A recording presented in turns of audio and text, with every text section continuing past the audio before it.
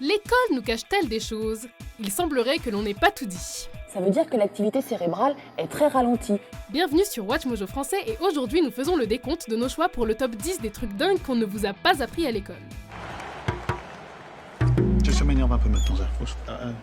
La Révolution française, la Seconde Guerre mondiale et autres moments clés de l'histoire nous ont été rabâchés pendant toute notre scolarité. Mais qu'en est-il des faits moins connus et surtout étranges? Ne méritent-ils pas d'être étudiés? Watch Mojo Français remet les pendules à l'heure et vous donne un cours d'histoire pas comme les autres. Mais grâce à ces tricheries, on va se moquer des Romains jusqu'aux confins de l'Empire. Numéro 10, traitement contre l'hystérie chez les femmes. Je suis hystérique, alors je m'en parle. Allez, écoutez, venez. Je m'en bats les couilles. Au XVIIe siècle, plusieurs médecins constatèrent que l'orgasme était un bon moyen pour combattre l'hystérie chez les femmes. Ils préconisaient la pratique de l'équitation ou des séances de massage intime administrées par un docteur. En 1869, le premier vibromasseur fut créé. Ce fut un réel soulagement pour les médecins qui, à force de jouer du poignet, commençaient à développer des tendinites chroniques. Les femmes n'avaient pas le droit de se soulager elles-mêmes, c'était perçu comme une réelle maladie que seule la science pouvait régler. Intéressant comme fait historique, mais un peu délicat à aborder en classe. C'est à quelle taille un spermatozoïde? Madame, y a moyen que vous nous montriez votre ovule? Numéro 9, dormir en 2 blocs. Selon plusieurs historiens, nos ancêtres avaient un rythme de sommeil très différent du nôtre. Au Moyen-Âge, les gens avaient l'habitude de diviser leur nuit en 2. Ils dormaient 4 heures puis se réveillaient pour vaquer à différentes activités pendant environ 2 heures. Ils en profitaient pour aller voir des voisins, prier, lire, faire l'amour, etc. Ils se rendormaient ensuite pour une tranche de 4 heures de sommeil réparateur. Il faut aussi préciser qu'ils se couchaient extrêmement tôt. C'est vrai que sans électricité, les activités à faire une fois le soleil couché étaient plutôt limitées. Ouais mais Jamy, après le déjeuner à midi, on a aussi envie de dormir. Alors, c'est notre horloge biologique qui nous indique l'heure de la sieste? Numéro 8, fou comme un chapelier. Les fabricants de chapeaux utilisaient le mercure dans le but de produire des couvre-chefs en feutre. Au XVIIIe siècle, on ne connaissait pas les dangers et les répercussions de cette matière sur la santé. Immergés dans les vapeurs de mercure, les chapeliers souffraient d'hallucinations, d'angoisses excessives et leur langage devenait souvent confus. Mais t'es au courant qu'on comprend rien à ce que tu dis? Cassia, tu m'engraines. Ces pauvres artisans ont donc été relégués au rang de fous. On comprend mieux maintenant le comportement du chapelier dans Alice au pays des merveilles. Lewis Carroll s'est tout simplement inspiré d'un fait réel.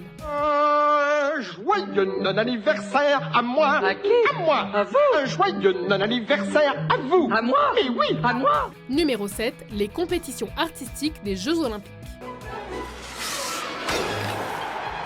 Entre 1912 et 1948, les Jeux Olympiques n'étaient pas uniquement consacrés au sport. Ils récompensaient aussi les œuvres d'art dans les domaines de la peinture, la sculpture, l'architecture, la littérature et la musique. Le seul critère de sélection était que ces œuvres devaient avoir un lien avec le sport. Au même titre que les sportifs, des médailles étaient remises aux gagnants. L'investigateur de ce projet, Pierre de Coubertin, pensait que l'intellect et le corps devaient fonctionner ensemble. De nos jours, on trouverait ça très étrange de voir un peintre s'adonner à son art aux côtés de Usain Bolt.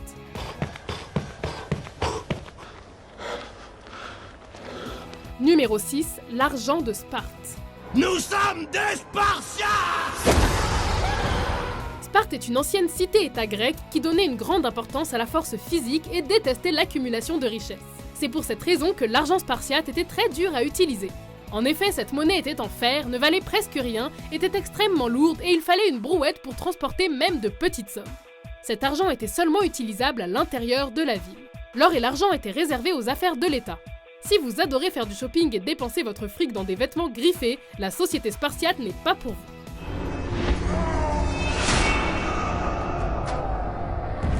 Numéro 5, le grand incendie de Londres. Au feu les pompiers, v'là la maison qui brûle. Au feu les pompiers, v'là la maison brûlée. En 1666, un incendie dévastateur réduisit Londres en cendres. 13 200 maisons, 87 églises, la cathédrale Saint-Paul et plusieurs bâtiments publics de la ville ont disparu de la carte. Ce dont on parle moins, c'est du faible nombre de morts. Moins de 10 personnes perdirent la vie durant l'incendie et c'est tant mieux. Mais c'est tout de même très étonnant qu'un incendie qui dura 3 jours et 1 nuit et qui détruisit toute une ville ne fit si peu de victimes.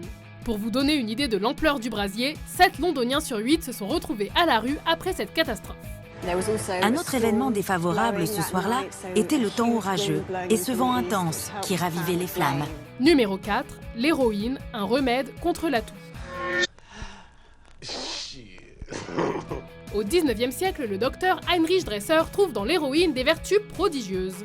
À l'origine, ce médecin cherchait un substitut à l'aspirine pour combattre le rhume. Il découvrit alors que l'héroïne avait les mêmes propriétés que la morphine et la codéine, mais en mieux et sans les effets secondaires. Ses collègues testèrent ce remède miracle et le laboratoire pharmaceutique Boyer décida de commercialiser ce nouveau médicament. Mais en 1910, ils se rendirent compte que l'accoutumance et l'insensibilité causées par l'héroïne étaient un véritable problème. Pouvez-vous vous imaginer prendre une dose d'héroïne quand vous avez une petite toux? C'est complètement fou, non?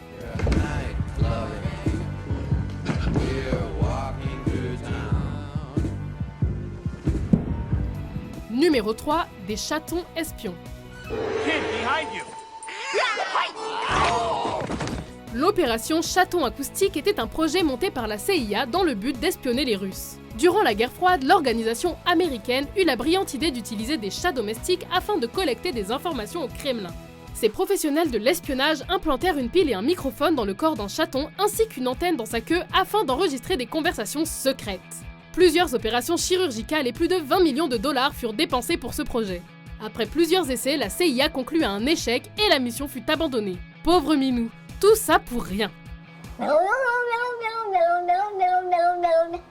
Numéro 2, épidémie dansante de 1518. Non mais stop les gars, stop! Putain! J'ai demandé juste la démo! Oh je l'ai tenté! En 1518, une étrange maladie s'empara de 400 habitants de Strasbourg. Pendant plus d'un mois, ces personnes furent prises d'une envie frénétique de danser. Plusieurs personnes moururent de crise cardiaque ou d'épuisement à cause du rythme effréné qui les possédait. La cause de cette maladie n'a pu être clairement identifiée. Les médecins de l'époque pensaient que ces personnes avaient tout simplement le sang trop chaud. Ce qui n'est pas terriblement scientifique. Les historiens modernes pensent plutôt que cette épidémie a été causée par l'ergot, un champignon hallucinogène que l'on retrouve sur l'avoine et qui est chimiquement très proche du LSD.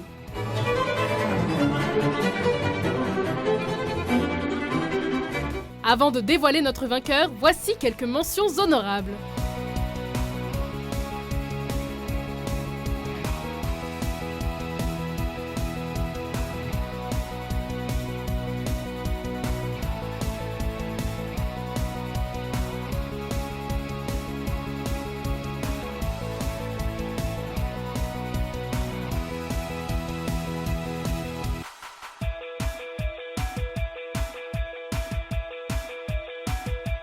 Numéro 1, la photographie post-mortem. Le numéro 1 de notre classement est assez macabre. Au 19e siècle, il était courant de payer un photographe pour tirer les portraits des morts. Ça permettait à la famille de faire son deuil et de garder une image de l'être cher.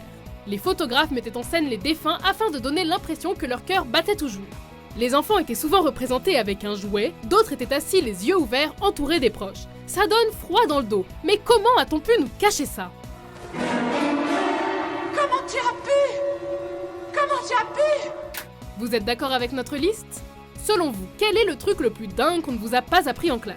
Au feu les pompiers, voilà la maison qui brûle. Pour plus de top 10 captivants publiés chaque semaine, n'oubliez pas de vous abonner à WatchMojo français.